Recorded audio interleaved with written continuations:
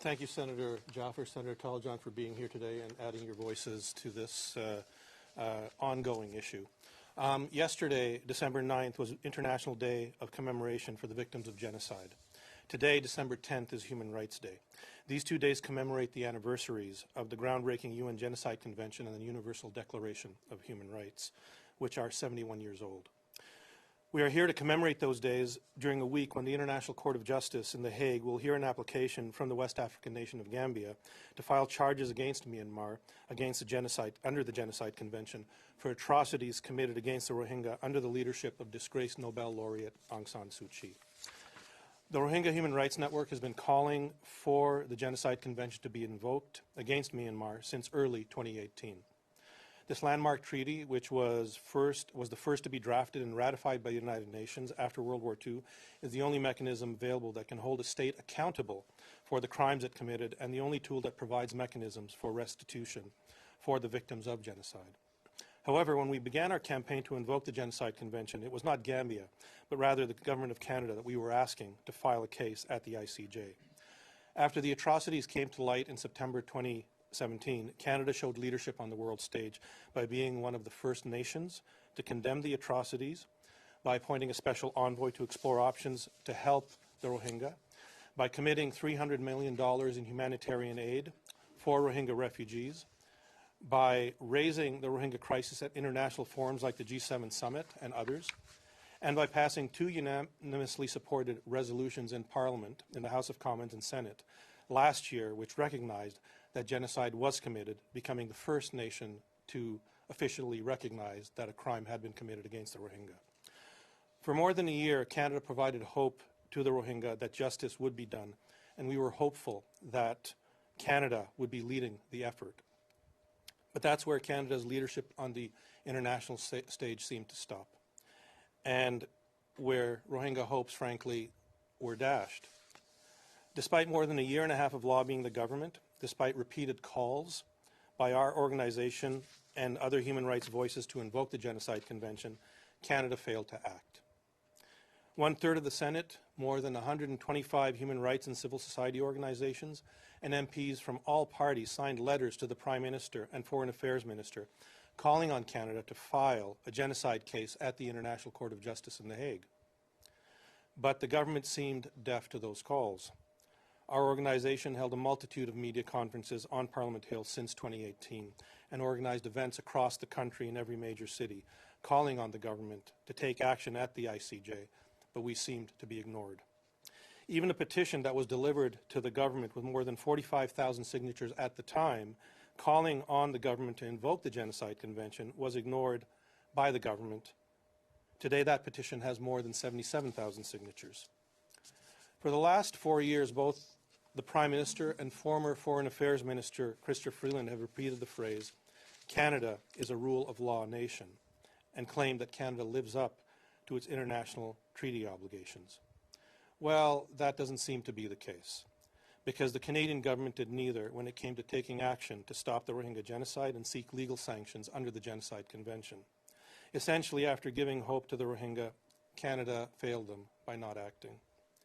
For more than 18 months, the Canadian government has refused to live up to its treaty obligations under the Genocide Convention by filing a case at the ICJ against Myanmar, despite admitting that the crime of genocide has been committed by Myanmar.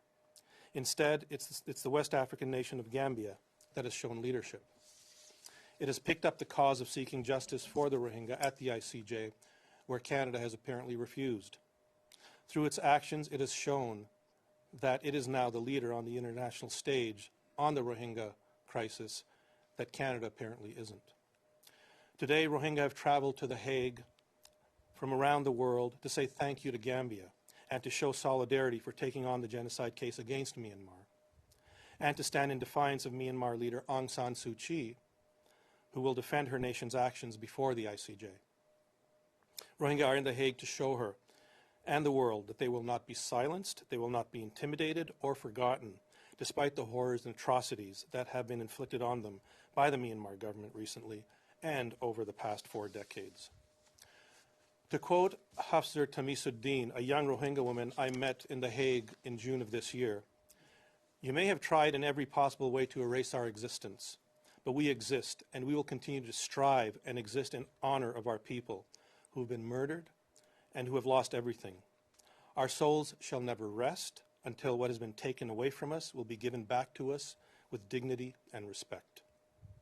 There are also Rohingya Canadians who will be in that crowd in front of The Hague today and for the rest of this week. They are there to send a signal to the Prime Minister of Canada that if Canada wants to be a rule of law nation and defender of human rights, as he and Chrysler Freeland have so often stated, then they should take lessons from Gambia, which is living up to its legal responsibilities under the Genocide Convention and defending the human rights of the Rohingya. Where Canada has offered slogans with no actions behind words, Gambia is offering a real hope for justice for the Rohingya. However, Canada does have a path to redemption. If the Prime Minister wants to show that Canada truly is a defender of the rules-based international order and human rights, then we ask him to instruct Canadian officials to have Canada become a party to Gambia's genocide filing. We and all those who have been lobbying the government to stop genocide in Myanmar, which continues today, still would like to see Canada participate in the genocide case and put its legal expertise and international weight behind this prosecution in a very substantive way. Because frankly, words are cheap, and we've heard too many words on this issue followed by too little action. It's actions that matter, especially when it comes to helping those Rohingya who have survived genocide and those who continue to be subjected to it in Myanmar today.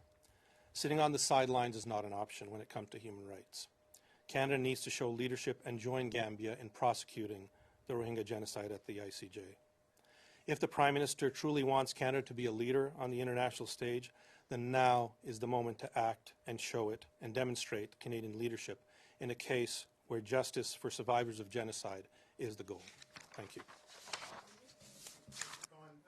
Why do you think the government is trying to seek? I don't know. They haven't told that to us. The government took leadership, as I mentioned initially, and we were very hopeful after the two resolutions were passed in 2018 in both the House of Commons and Senate, that after recognizing the genocide, after being the first country to do so, that they would then follow up on their responsibilities under the Genocide Convention and file a court at the ICJ. You know, Canada has no huge interests in the region of the world. I mean, look at Gambia. Neither does Gambia, and they're filing the case. But Canada has, you know, legal resources and a preponderance of weight at the international level that Gambia doesn't have.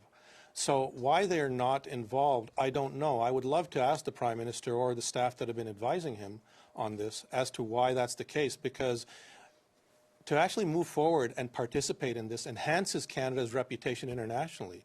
And as we know, Canada is seeking a seat at the Security Council. If Canada had gone forward with a case at the ICJ, it would have enhanced its reputation. In fact, countries would have actually come to Canada's support in their application to sit on the Security Council. So I think by not doing this, by not pursuing the case at the ICJ, Canada has in fact damaged its efforts at the UN, and the leadership that Canada has seen with around the world by different nations has been diminished somewhat by Canada not following through on actions following such a good start.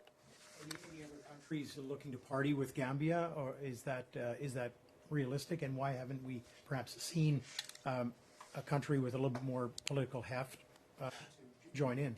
Yes, well, I was in The Hague with Professor Packer back in June for a conference, and a member of the Dutch Parliament actually pushed this issue within the Parliament of the Netherlands. And a few weeks later, there was actually a vote taken, and you can correct me if I'm wrong, but the Netherlands foreign minister was instructed to find ways to support a case at the ICJ. Now, yesterday, Global Affairs put out a media statement that Canada and the Netherlands, support the efforts of Gambia at the ICJ. However, there's nothing substantive behind that support, and we're saying that Canada needs to put substantive support behind the words. Canada's support of the Gambia case and its participation with Gambia can make this case so much stronger. And that's what we're calling for. And just one last question to both of the senators. I believe it was Mr. Khan who said talk is cheap. Did Canada miss an incredible opportunity here, and how so? I believe that Canada missed an opportunity, but I also believe that we have to move on. So my challenge to the Prime Minister is, he just said in the throne speech that you were going to look at human rights and democracy and play a leading role in international affairs. So yes, they did not take an earlier step, but this week, Gambia is asking for provisional measures, and what I'm saying is for the full hearing. We don't have a choice. Canada must be there if the throne words mean anything. We have to walk the talk. I agree with Senator Jaffer. We did miss an opportunity. And if you look at my statements and my questions in the Senate, I consistently asked the leadership in the Senate, that's the government leadership, to stand up and say something and take action. And I did have a motion, and I remember the parliamentary secretaries then just being more concerned whether I was asking to have Aung Suu Kyi stripped of her citizenship. And I said, no, that doesn't mean anything anymore, because the genocide is ongoing and continuing, and it still continues to this day. So it's still not too late. We can stand up and regain our place as we did. It was a position that Canada held which had so much respect throughout the world, that we always spoke on behalf of the human rights of minorities. And it's not too late. We can still stand up and be counted as a leader. So I'm hoping that the Prime Minister or those who advise him will take a look at this and stand up and be counted. Canada needs to be in a position of leadership where human rights are concerned.